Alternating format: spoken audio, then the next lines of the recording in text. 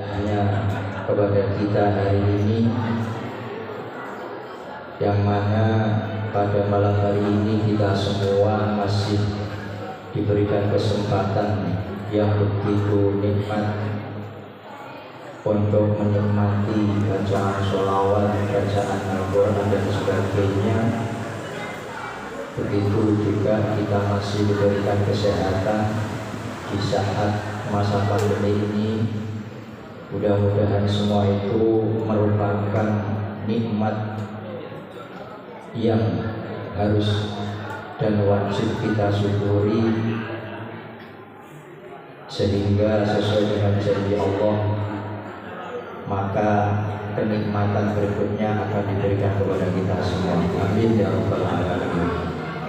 Para bapak, saudara, sahabat, rekan dan kita sekalian, jam 21:31 sudah jam malam ini mestinya. Kebagian terakhir, mudah-mudahan terutama rekan dan rekan kita semuanya saja yang hadir di sini saat ini tidak bosan mendengar suara saya, tidak bosan memandang wajahku, tidak bosan juga memanggil namaku, karena nama dan wajahku begitu indah di hati kalian, sehingga menjadi ketagihan untuk selalu mengundang diriku dimanapun berada. Roto-roto puisi betepang bukan apa cari baik sandi. Bapak Ibu sekalian, rekan dan rekan kita, seminggu yang lalu dapat surat suruh mengisi tausiah. Saya kira acaranya ya anak-anak di sini, ternyata banyak kiai. Yang saya niati kita belajar bersama saja. Ketika kita berhenti belajar, maka disitulah kebodohan kita semakin nampak. Untuk itu dimanapun kesempatan, apapun bentuknya, apapun keadaannya, kita ambil hikmah untuk belajar dan belajar. Hadirin sekalian, sesuai dengan tema yang diberikan kepada saya, kalau melihat temanya di garis tebeli koyo yapot, pemantapan aswaja. Pertanyaan saya, jenenge pemantapan itu berarti kan sudah ada benih-benih aswaja di dalam diri kita minimal. Dan setelah saya merenung tema ini sesuai enggak, saya ingat anak-anak sekalian ini, masih anak murid saya semua, diajari aswaja itu kan mulai kelas 4. Kalau sekarang yang sudah ada lulus kuliah, berarti ya memang benar, memang harus minta dimantapkan itu ya. Rekan dan rekan kita sekalian, sahabat Ansor, sahabat Termas, aswaja itu kan merupakan singkatan dari ahli sunnah wal jamaah. Kenapa kok muncul istilah aswaja? Ini pelajaran kelas 4. Kalau yang sudah lulus berapa tahun yang lalu bisa. Ini didasari sebuah hadis Nabi, iftaraqu ummati, umatku atau sataftariqu ummati. Ketika itu ada sebuah hadis, iftaraqatil yahud, di orang Yahudi itu akan terpecah menjadi ihda wa sab'ina firqatan, 71 golongan. Kemudian wan nasara ala isnataini wa sab'ina firqatan, orang Nasrani akan terpecah menjadi 72. Wa sataftariqu ummati ala salasin wa sab'ina firqatan, umat Nabi itu akan terjadi perpecahan firqah-firqah faksi kelompok itu menjadi 73 golongan. Kemudian di akhir hadis itu an-najiyatu minha wahidatun, yang selamat hanya satu, wal baquna halka, yang lain semuanya akan rusak atau binasa. Kila, para sahabat bertanya, siapa manin najiyah, yang akan selamat di antara 73 kelompok itu? Kemudian Nabi menjawab, qala ahlus sunnah wal jamaah. Inilah awal mula munculnya kalimat aswaja. Ketika para sahabat bertanya siapa yang akan selamat di antara 73 golongan itu, Nabi menjawab ahlus sunnah wal jamaah. Para sahabat masih bertanya lagi, kila wa ma ahlus sunnah wal jamaah, siapa ahlus sunnah wal jamaah yang dimaksud oleh beliau?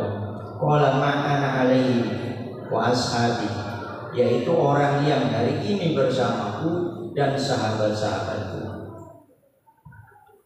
Hadirin sekalian, ini sejarah awal munculnya istilah aswaja atau ahlus sunnah wal jamaah. Pada perkembangan berikutnya, aswaja ini semua kan mengklaim, ngakoni bahwa kelompok saya lah yang aswaja, kelompok saya lah yang aswaja. Apakah yang mengklaim itu yang mungkin termasuk di antara 73 golongan? Kita tahu sampai hari ini di Indonesia saja ada berapa organisasi keagamaan, organisasi kemasyarakatan. Ketika ditanya, semua pasti mengaku aswaja.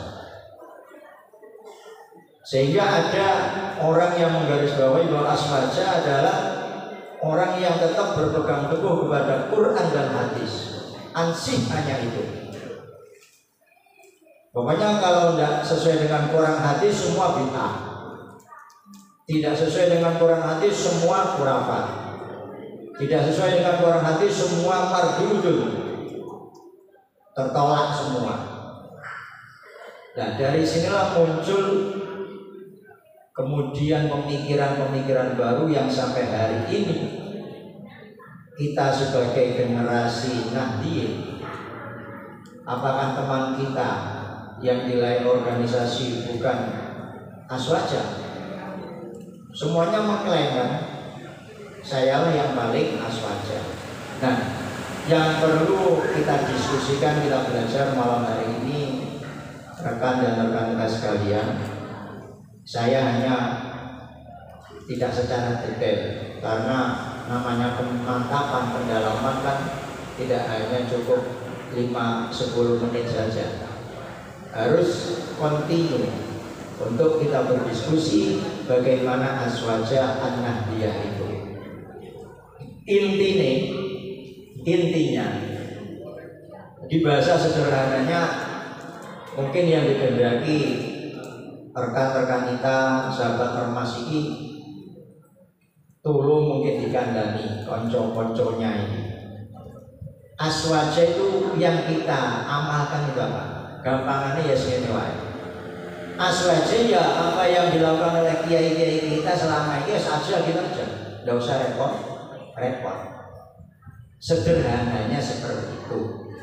Tapi jangan menutup diri untuk terus menggali keilmuan selagi kita masih punya kesempatan. Jadi jangan hanya berhenti pokoknya aku tahlil jari ini milu kiai yo wis, istighosah yo milu kiai yo wis.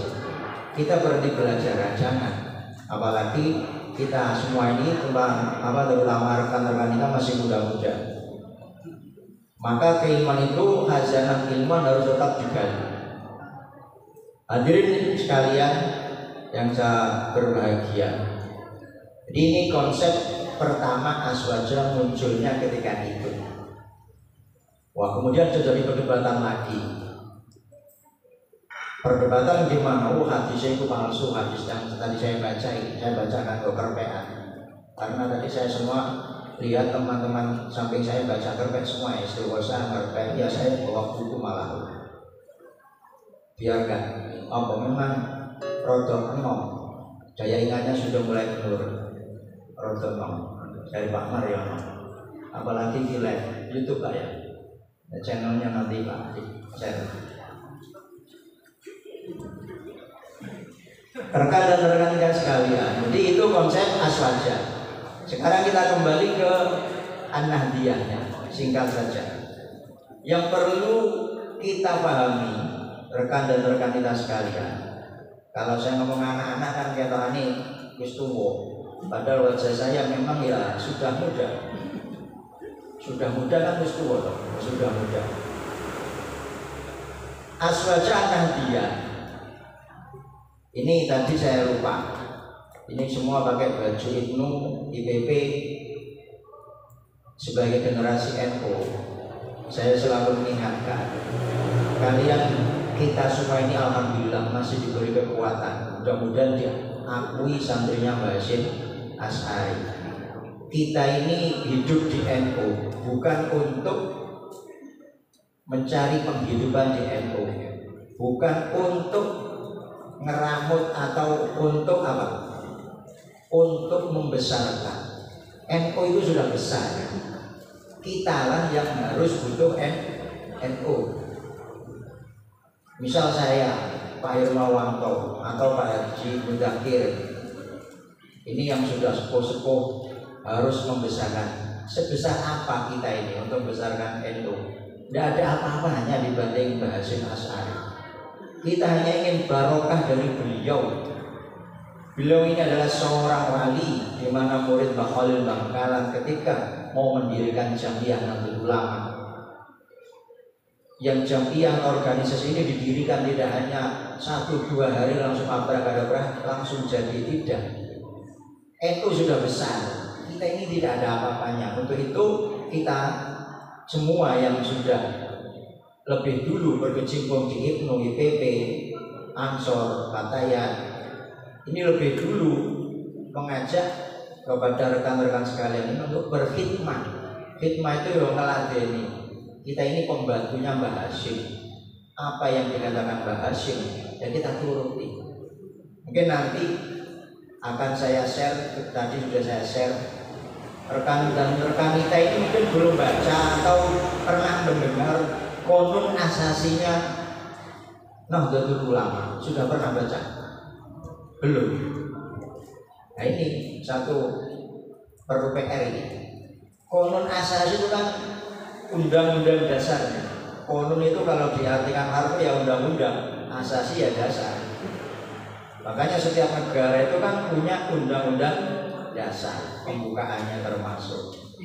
Intinya di konun asasi itu Mbah Hasyim Asy'ari mengajak kita untuk berorganisasi, mengajak kita untuk bersatu. Bagaimana agar Islam terutama Jamiah kita ini bisa terus besar. Nah disitulah pentingnya kita berorganisasi. Kita kembali, hadirin sekalian yang berbahagia. Ini karena materi ini memang rodok apa? Yang dikasih materi ini rodok serius, orang pakai guyon ini. Nah, ini untuk wawasan generasi yang setelah kita. Di rekan-rekan sekalian ini harus berbahagia, masih ditunggui oleh generasi yang lebih senior. Ada Pak Hasan Jamaluddin, ada Pak Haji Mudakir, ada Pak Haji Imron, ada Pak Haji Mariono, semuanya masih menunggui. Rekan dan rekan kita sekalian, ini gak usah lama-lama ya. Yang penting saya sampaikan, Jamiah kita Nahdlatul Ulama ini historinya, sejarahnya, kenapa berdiri? Itu kan karena ketika itu di Raja Saud, di Saudi Arabia, Ibnu Saud ini mau membongkar semua situs-situs bersejarah di Arab, kemudian akan memindahkan makam Nabi juga. Semua ulama sedunia tidak ada yang berani ketika itu, karena Raja Ibnu Saud ini apa? Otoriternya kuat sekali. Siapapun yang menentang pasti dibunuh. Nah, Raja Yusuf itu kan pahamnya Wahabi. Maka jangan heran ketika NU hari ini organisasi kita diserang kanan kiri depan belakang oleh Wahabi. Kita tidak usah kaget. Berdirinya saja kita berhadapan dengan Wahabi, apalagi sekarang yang sudah berjalan ini. Ketika itu Mbah Wahab lah yang berani ke sana. Mbah Wahab lah yang berani ke Saudi untuk menghadap langsung Raja Ibnu Saud. Mungkin pernah mendengar cerita kan? Pernah mendengar cerita. Ulama semua berkumpul di Mekah, tidak ada yang berani. Siapa yang mau menghadap ke Raja Ibnu Saud pasti dipenggal. Bahwa itu kan punya kecerdasan intelektualitas yang tinggi. Semua terdiam. Terdiam. Ketika ulama-ulama kumpul itu, kumpulnya sembunyi-sembunyi. Akhirnya bahwa ini enggak kurangan akal. Ulama bahwa di gede ini, dari Afrika, dari Eropa semua kan besar-besar. Bahwa kan enggak besar orang Asia. Akhirnya bahwa itu mencairkan suasana biar tidak tegang, tegang kabeh. Sampai niku tegang apa terkesima dengan wajahku apa gimana? Ngantuk kaya ini. Bahwa itu cerita kan, pernah mendengar cerita Nabi Nuh kan ya?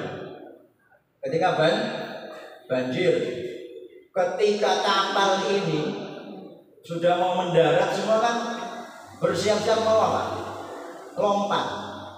Ketika kapal Nabi Nuh mau berangkat, semuanya diingatkan, hei, semua yang ikut di atas kapal, yang jodoh tidak boleh berdekatan, silakan menjauh. Karena kapal kita tidak boleh ditambahi penumpang lagi. Karena banjir ini kan banjir bandang, tidak tahu kapan akan surut. Sawan kabeh semua sepakat. Begitu sudah berhari-hari, berminggu-minggu, berbulan-bulan, kapal ini sudah mau kelihatan daratan, mau mencolok di sini. Ketika Nabi Nuh ini membuat aturan, semuanya yang berjenis kelamin jantan laki-laki dituweleh kabeh pelanangannya. Tahu pelanangannya? Anu dideleh kabeh, deleh lemari ditutup, tidak boleh diambil pokoknya. Bahaya ini sampai metu. Karena apa? Undang-undangnya kalau kapal ini ketambahan penumpang bisa-bisa terlalu tinggi. Nah, kunci di lemari guys. Begitu selesai mau mendarat ya kan, sing duwisian mencolot itu so. Sing duwisian mencolot itu jarang. Kamu ngerti jarang? Jarang langsung, jarang kan bawa Melayu, tobruk lemari ini, dijupuk dadak orang wae gajah kan gede, jadi jarang itu bawa wae gajah, maka wae jarang saya ini gede, ya enggak? Loh, barang wae gajah, ijolan jarang, gajah itu telur-telur jarang. Jarang mari pewantar, gak ngurus kowe aku ndok daranan. Dadi gajah iki jolan manue jarang. Dadi jarang iki gede manue wis. Sampai saiki mangane jarang iki gede. Wis wedok-wedok muruk kok saiki anu jarang. Lah sing terakhir kowabe iki wis jolan goleki dhewe. Karek bocah cilik-cilik. Semut yang golek dhewe kok gak ono iki. Di semut yang golek mangke gak ketemu. Sampai saiki, sampai nek weruh semut, iku kan mesti perlu kancane. Ditakoni, "Kowe wis ketemu ta durung?" "Kowe wis ketemu ta durung?" Lah iku ceritane bawah. Ketika berkumpul dengan para ulama, akhirnya guyu kabeh. Ulama-ulama sak dosa iso ae wong Indonesia iku guyu. Makane mboten pambet gak. Seingat saya ini kitab yo jenenge Batai Uzuhur. Kitab Batai Uzuhur sing terangno yo ana dinosaurus ada sembarang itu. Jadi makanya sama Rasulullah saya ini mesti nek berdoa itu kan kaya salaman itu takok. Kalau itu ketemu tak durung, kalau ketemu tak durung, nah itu takok aslinya. Makanya sama kan gak rondo untuk mati. Itu bawa ketika itu. Nah, rekan dan rekan sekalian, kita lanjutkan tadi ya, biar tidak terlalu malam. Jadi jangan heran kalau sampai nanti menjadi penerus dari Jamiah NU ini akan selalu berhadapan dengan namanya paham Wahabi. Karena awal berdirinya saja itu karena historinya berhadapan dengan Wahabi. Sampai kapanpun tidak akan pernah surut. Apalagi mereka didanai dengan dana yang kuat sekali. Jadi ini apa? Pokoknya titik bid'ah, titik bid'ah, Islam Nusantara kemarin viral, lebih kafir dari kafir. Itu piye maksudnya? Terutama yang generasi 4.0 ini kan selalu berpegang pada apa? HP. Pokoknya ngaji ini kan sudah pakai gelap. Pokoknya posting, share, tepak buka sih penting apa? Share aja wis. Cacat pokoknya jempolnya wis pokoknya. Nah ini memang tugas kita yang sudah muda-muda ini. Bagaimana teman-teman ini paham bagaimana aswaja yang dikembangkan oleh beliau Mbah Hasyim Asy'ari. Nah intinya kita ini satu ketika di bidang akidah kita kan ikut Asy'ariyah Al-Maturidiyah. Kita ini toleran, tasamuh, ya, iktidal, seimbang. Ketika kita bicara akidah Ahlus Sunnah, ini kan kita di garis tengah antara Jabariyah dan Qadariyah. Jabariyah itu paham yang dikembangkan oleh Mu'tazilah bahwa apapun perbuatan manusia itu semuanya sudah diatur oleh Allah. Apakah jelek, apakah baik, semuanya urusan Allah, mutlak. Loh Pak, di kita kan ada rukun iman yang ke-6, khairihi wa syarrihi, baik juga dari Allah, jelek juga dari Allah. Betul. Tapi Ahlus Sunnah itu di garis tengah. Ketika baik kita sandarkan kepada Allah, tetapi ketika jelek kembalikan kepada diri kita. Kenapa? Karena Allah membekali kita dengan akal. Nah, orang yang mengandalkan rasio akal itu Mu'tazilah. Jadi ketika semua itu diakal, nggak gaduh akali, itu tertolak, itu Mu'tazilah. Lah, Jabariyah tersebut bagaimana? Kalau Qadariyah kebalikannya pahamnya. Apa-apa kayak jari menungso, Allah malah dinafikan. Misal saya bisa bicara ini, ya karena kemampuan saya. Sampai tadi bisa baca sholawat ya karena kemampuan saya. Itu menurut Qadariyah. Yang Jabariyah tidak. Saya bisa begini, semua dari Allah, bukan dari diri saya. Nah, yang kita bahwa Ahlus Sunnah di tengahnya. Bagaimana cara berpikirnya Ahlus Sunnah yang tadi? Ketika kita melakukan kebaikan, semuanya kita kembalikan kepada Allah. Ketika kita melakukan satu kemaksiatan, kejelekan, maka kembalikan dulu kepada diri kita. Walaupun hakikatnya semua dari Allah, tapi kita tidak bisa langsung memvonis karena kita masih dibekali akal oleh Allah Subhanahu wa Ta'ala. Itu di bidang akidah seperti itu. Nah kalau kita bicara yang lain jauh lagi. Belum nanti menurut mereka hanya satu sifat Allah itu, hanya wujud, yang lain tidak ada. Sedangkan kita mulai dari kecil mulai wujud sampai mutakal iman. Yang kemarin misal ikut ngaji Tijan Doruri ada. Kalau Allah itu bagaimana? Kalau menurut yang ikut Mujassimah itu yang mengatakan bahwa itu sama seperti benda, wujudnya seperti benda. Wah kita nanti bisa tersesat. Nah, maka disinilah pentingnya kita selalu menggali keilmuan kita. Ini di bidang apa tadi? Akidah, bidang tasawuf. Apakah kita butuh tasawuf? Butuh. Golongan yang bertolak belakang dengan tasawuf mengatakan bahwa gara-gara tasawuf umat Islam mundur. Kenapa? Semua hal yang bersifat duniawi tidak diambil. Seorang Islam itu hanya mementingkan akhirat. Nah kita tidak. Lagi-lagi kita ini tidak tasamu tadi. Apa? Tawazun. Kalau paham kita sufi itu bukan berarti zuhud murni ansih. Pokoknya ganti duit, ganti sepeda, ganti mobil, pokoknya toko nunggu gunung. Bukan itu. Memang ada wali-wali yang kebanyakan seperti itu. Tapi kan sejarahnya panjang. Kenapa Sunan Muria itu harus naik ke atas gunung? Kenapa Sunan Giri di Bukit Diri? Itu kan punya sejarah. Nah kita punya sejarah itu, mari kita baca. Nah, rekan-rekan sekalian, bagaimana pandangan ahlu sunnah ketika menyikapi tasawuf? Dunia akhirat harus imbang. Dunia boleh kita miliki ini sebagai sarana untuk menuju akhirat. Nah disitulah kita itu enaknya mengikuti paham ahlu sunnah wal jamaah Nahdiyah.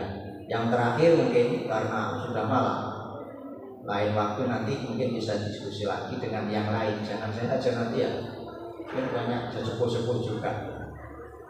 Fikih kita juga 4 madhab. Kenapa hanya 4? Ya karena mustahil mutlak. Imam Ghazali saja masih mengikuti madhab yang 4 itu. Artinya apakah meskipun sudah mendapat julukan Hujjatul Islam, penjaga Islam, Imam Ghazali, sehingga Imam Ghazali dalam bidang fikih masih ikut madhab 4 itu. Nah, kita kebetulan yang mengikuti madhab 4 yang kebetulan di Indonesia adalah mayoritas Syafi'iyah, ya, ikuti Syafi'iyah itu. Apakah kita tidak bisa istihad? Bisa. Tapi mungkin ya jauh dari kemungkinan, karena untuk istihad itu kan berat sekali seorang mujtahid. Maka diambillah tengah-tengah. Bagaimana kita tidak taklid buta. Taklid itu norok bontek, cara basa Madura, ikut-ikutan. Maka kita selain madhab, disitulah agar terhindar dari taklid. Artinya kita tetap mengikuti para mujtahid, kita juga harus belajar dari pendapat-pendapat madhab itu. Disinilah akhirnya khazanah keilmuan ahlu sunnah Nahdiyah ini berkembang. Mungkin itu saja, hanya sekilas. Masih banyak kan mestinya. Saya lihat sudah mulai redup meripatnya, tinggal 3 bulan lagi. Kurang lebihnya nanti kalau ini tahun berapa ya? Saya pernah baca kitab ini tapi kehantam karena peminatnya semakin surut. Kalau ingin pemantapan amaliyah An-Nahdiyah, kebetulan kiai kita, beliaunya Al-Fakir Kiai Marzuki Mustamar ini kan sudah mengarang kitab Al-Muqtatofat di Ahlul Bidayah. Ini amalan-amalan yang sehari-hari kita laksanakan, perocotan, ada istighosa, ada tahlil, ada peringatan maulid, ada peringatan Isra Mi'raj, semuanya lengkap di kitab ini. Jadi kita mengikuti kiai itu tidak rugi, karena para kiai ini punya dasar. Tidak hanya semua dikatakan bid'ah, tidak semua dikatakan khurafat dan lain sebagainya. Jadi ini kitab yang sesuai untuk kita hari-hari ini, dan harus tahu kenapa kita dasarnya seperti ini, agar tidak dibully. Kira ini kan dibully habis-habisan media sosial. Ini gak oleh dasar ini. Akhirnya pulang balik. Nah, kita tidak mempunyai kemampuan untuk ke sana. Maka beruntunglah kiai kita punya pegangan ini. Itu saja yang dapat saya sampaikan. Kurang lebihnya mohon maaf. Adanallahu wa iyyakum ajmain. Wallahul muwaffiq ila thoriq. Wassalamualaikum warahmatullahi wabarakatuh.